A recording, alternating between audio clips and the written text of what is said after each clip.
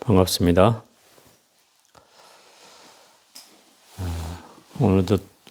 오늘은 7번째 시간이 되었고요. 오늘부터는 이제 참선 기초 입문 과정으로 수행에 관한 차이를 설명해 보는 시간을 갖겠습니다. 오늘은 그 소위 소승불교 내지는 남방불교라고 일컬어지는 그 초기 교단의 수행과 또 우리가 대승불교라고 일컬어지는 이 북방불교, 중국, 한국, 일본 등의 그 수행 방법의 차이를 우선 설명을 드려보는 시간을 갖겠습니다. 일단 예전에는 이제 소승불교, 대승불교라는 말로 많이 사용을 했어요. 근데 이제 소승이란 말은 사실 대승불교 입장에서 바라본 소승이기 때문에 그들은 자기를 소승이라고 하지는 않겠죠. 그러니까 결국 좀 낮춰보는 말이어서 요새는 일반적으로 이제 남방불교, 북방불교라는 이름으로 더 많이 사용을 하고 있어요. 남방불교는 저 남아시아 쪽에서 펼쳐지는 불교 형태를 이제 남방불교라고 하고, 북방불교는 동북아시아 지역, 중국, 한국, 일본을 비롯한 베트남까지 이런 데를 이제 북방불교라고 합니다.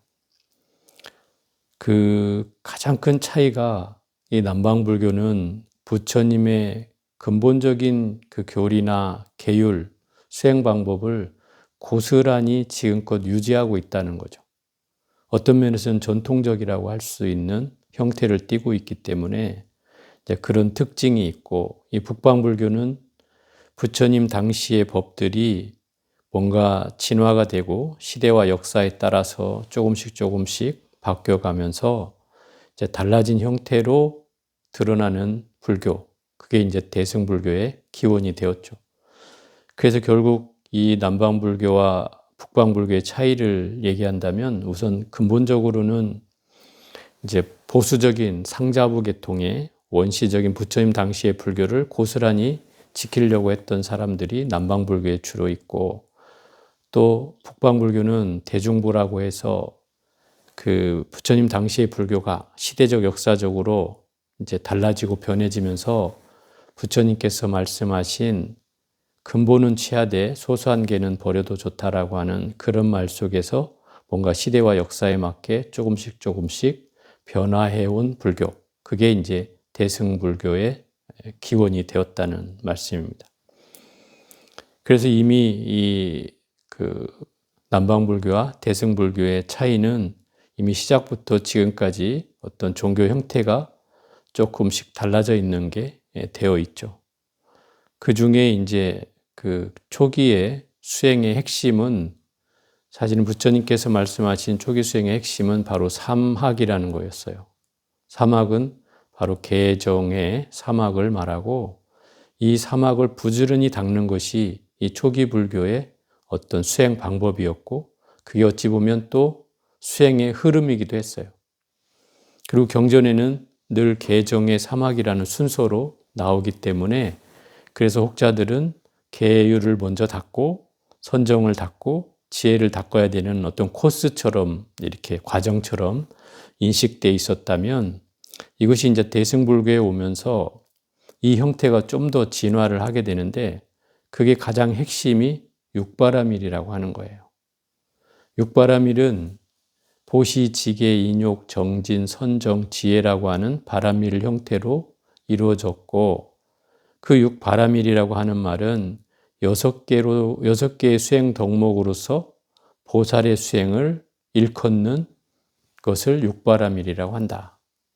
결국 육바라밀을 통해서 중생에서 부처로 거듭나는 수행 방법의 어떤 뗏목과 같은 그런 역할을 했던 것이 바로 이 육바라밀인데, 계율에 해당되는 것이 결국 이 삼학과 육바라밀은 크게 벗어나지 않는 내용이다 이 말이죠. 왜냐하면 그 계에 해당되는 분이 바로 그 지계와 인욕 바라밀이 계에 해당하고, 또 선정에 해당되는 말이 정진과 선정, 정진 바라밀과 선정 바라밀이 이 정에 해당하고, 또 반야와 보시, 마지막 6번째 덕목인 지혜바라밀과 첫 번째 덕목인 보시가 바로 이 해에 해당한다는 거죠. 그럼 결국 사막의 확대가 육바라밀이고 육바라밀의 정수가 바로 개정의 사막이라는 뜻이죠.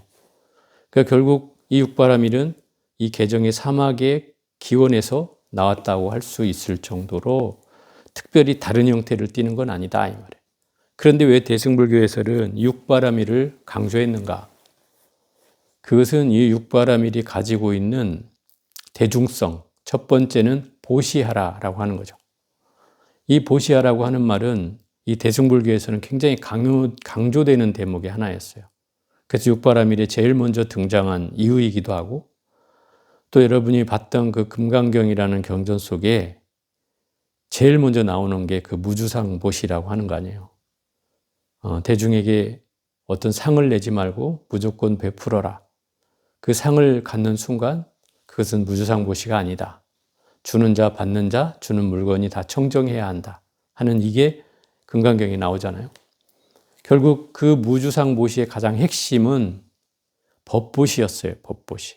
부처님의 가르침을 또는 금강경의 가르침, 한 개송이라도 다른 사람을 위해서 설해줄 수 있다면 그것이 최상의 보시다. 결국 그 보시라고 하는 말은 어떤 뜻이냐면 법을 전하는 것으로서의 역할이었어요. 대승불교가 뿌리 내리고 대승불교가 많은 곳에 퍼져나가려면 결국 그런 법보시 형태가 이루어져야만이 이게 이루어졌기 때문에 그래서 보시를 더욱더 강조한 측면도 있다. 더군다나 이 보시를 수행의 한 형태로서 삼았다는 것이기 때문에 굉장히 의미가 있는 일이었다라고 하는 거죠. 근데 이게 대승불교에 오면은 이 개정회라고 하는 게 특별한 순서를 갖지 않는다. 이렇게 얘기한단 말이에요. 왜냐하면 우리 역사 속에 이미 그걸 설명해 놓은 것이 그 고려시대 때 의천대각국사라고 있었어요. 이분이 문종의 넷째 아들인가 되는 분이 왕자예요. 왕자 신분으로 중국에 유학을 가서 천태 그 종에 들어가 가지고 그 천태를 배워요. 천태라는 말은 이제 이 그 법화경을 주로 종지로 배우는 종파를 말해요. 그래서 우리나라에 이제 천태종의 효시가 된 거죠. 그 의천대각국사가. 근데 이분이 그때 와서 주장한 그 사상이 뭐였냐면 지관겸수라는 거였어요. 지관겸수는 지라고 하는 말은 그칠지, 생각을 멈추게 하는 수행, 그치는 것, 그것이 첫 번째고 그 다음에 관은 꿰뚫어 보는 거죠. 관법으로서 수행을 함께 닦아야만 한다라고 하는 거예요. 근데 이렇게 말하면 좀 어려운 감이 없지 않아 있는데 이 지라고 하는 말은 다른 뜻이 아니고 우리가 선정이란 뜻하고 같은 말이에요. 선정도 어디 하나의 마음을 묶어놓고 뭔가 움직이지 않게 하는 게 선정의 핵심이듯이 바로 그칠지는 바로 이 선정이라는 말 뜻이고 관이라고 하는 말은 지혜라는 말을 풀어놓은 말이다 이 말이에요. 그럼 지관겸수나 또 고려 말 때 선의 중흥조로 그 추앙을 받았던 보조 진울국사라고 있는데 이분이 주장했던 수행 방법이 정해쌍수라고 하는 거예요. 그러니까 결국 우리는 이 지관겸수의 수행이나 정해쌍수의 수행이나 다른 말일 뿐이지 뜻은 같은 말이다 이 말이죠. 근데 이 말의 기원이 바로 이 개정의 사막에서 출발한다는 거예요. 둘 다.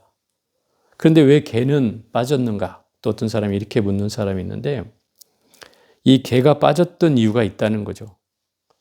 그것은 초기 불교에는 이 개정의 사막이라는 게 온전하게 순서로 등장하지만 이 대승불교권에 오면은 이 정해를 닦으면 개라는 건 굳이 닦지 않아도 이미 갖춰져 있는 것으로 봤다는 거예요.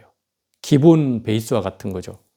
마치 우리가 그 집을 질 때도 기초가 있어야 집을 지어지듯이 바로 선정과 지혜를 닦는데 이 계율이 밑바탕이 됐다는 뜻이죠. 그래서 결국 계율을 무시한 게 아니라 계율은 말하지 않아도 이미 닦아야 되는 것이라고 하는 그 무언이 깔려 있는 말이었죠. 그 정해쌍수나 지가금수라는 말에는. 그런데 그 후대에 이제 오면서 우리가 조선 500년을 지나고 또 구한말에 이제 어려운 시대를 겪게 되면서 이 선사들이 이제 막행막식에 또 뭔가 그 소위 말하면 이제 보살행을 통해서 뭐 여인네를 취한다든지 하는 경계로서 막 경어 스님의 뭐 이런 모습들이 막 드러나면서 그런 것들이 마치 선사의 어떤 그 무슨 도의 행위로 이제 받아들이는 사람도 있었지만, 한편으로는 그 계율을 지키지 않아도 선정과 지혜만 닦으면 된다라는 어찌 보면 당연시 여기는 이런 풍토도 생겨나게 된 배경이 됐다는 거죠.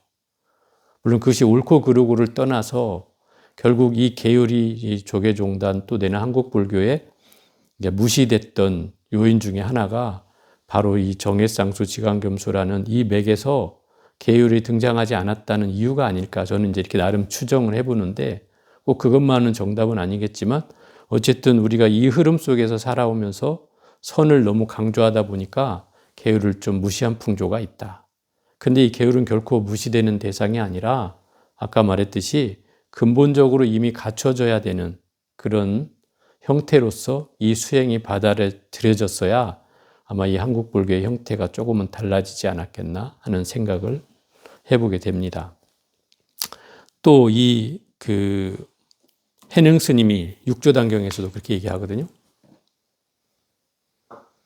개정이라고 하는 건 순서를 가지고 있지 않다. 그리고 개를 닦아도 깨달음을 얻을 수 있다. 정을 닦아도 깨달음을 얻을 수 있고 해를 닦아도 깨달음을 얻을 수 있다. 그게 구별이 지어지는 게 아니다. 개를 닦으면 정해가 갖추어지고, 정을 닦으면 개와 해가 갖추어지고, 해를 닦으면 개와 정이 갖추어지는 도리가 바로 이 사막의 도리다. 그러니 어느 것 하나를 이거를 다 갖춰줘야 된다고 얘기하거나 순서를 지어서 이걸 닦아야 된다고 한다면 그게 잘못된 것이다. 그게 상이다. 이렇게 해능 스님이 얘기해요. 그래서 마음이 그릇되지 않은 것, 마음이 잘못되지 않는 것, 그게 계율이고, 또 마음이 산란하지 않은 것, 그게 선정이고, 마음이 어리석지 않은 것, 그게 지혜다. 이렇게 얘기하고 있단 말이에요. 너무 깔끔하게 정리를 해능 스님이 해놨죠. 그러니까 결국 개정예를 지키는 방법은 내가 결국 마음이 잘못되지 않고 또 산란되지 않고 어리석지 않으면 이미 우리는 개정의 사막을 갖춘 것이다 라고 이 해능 스님은 육조단경에서 얘기하고 있다 이 말이죠. 그러니 결국 이 불교의 수행의 근간은 바로 이 개정의 사막에 있다는 뜻이기도 해요. 물론 그것의 확대는 육바라밀이지만 또 이거 여기에 덧붙이면 뭐 십바라밀도 있고 또 그 외에 많은 수행 방법들이 있지만 정작 여기에서 크게 벗어난 내용은 아니다 이 말이죠. 그 근본이 바로 여기에 있다는 거예요. 그래서 이 남방불교와 북방불교의 수행의 핵심을 한마디로 요약한다면 이 남방불교는 사막근수라고 해서 사막을 부지런히 닦는 것, 개정의 사막을 부지런히 닦는 것이고, 또 이 북방불교의 수행 방법의 핵심은 육도만행이라 그래서 육바라밀을 육도라고 표현하거든요. 육바라밀을 닦아서 수없는 행을 보살행을 일으키는 것. 그것이 이 대승불교 수행의 핵심이에요. 그럼 보살행이란 뭔가? 보살행은 결국 자리이타가 핵심이죠. 나도 이롭고 다른 사람도 이로운 그런 방법이 바로 자리이타예요.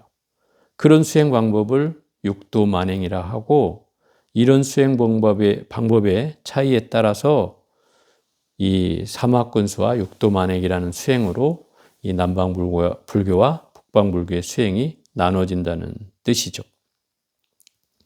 그래서 어쨌든 이 사막과 육바라밀의 수행이 이 선불교를 이해하는 가장 근본적인 수행의 기초 과정이라고 할 수 있습니다.